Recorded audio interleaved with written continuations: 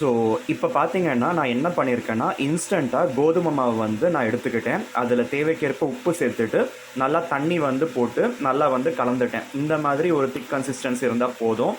உடனே பார்த்தீங்கன்னா நம்ம தோசை சட்டி வச்சு ஹீட் ஆனதுக்கப்புறம் நம்ம இந்த மாதிரி மேலாப்போல் நம்ம ஊற்றி நம்ம தோசை வந்து சுடலாம். கோதுமை தோசை வந்து உடம்புக்கும் ஹெல்த்தி தான். ஈவன் சுகர் பேஷண்ட் இருக்கவங்க எல்லாம் கோதுமை மாவு யூஸ் பண்ணி ரெசிபி சாப்பிட்டா நல்லது. ஸோ இந்த மாதிரி இந்த குயிக் தோசாவை நீங்களும் செஞ்சு பாருங்கள், நல்லாயிருக்கும், ஒட்டாமல் வரும்.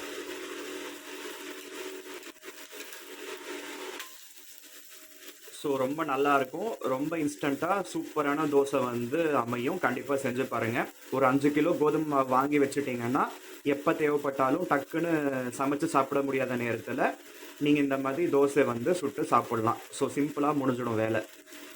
டேஸ்ட்டும் நல்லாயிருக்கும், வீட்டில் இருக்க எல்லாருக்கும் பிடிக்கும், எல்லா ஏஜ் குரூப்ஸ்க்கும் பிடிச்ச ஒரு தோசை.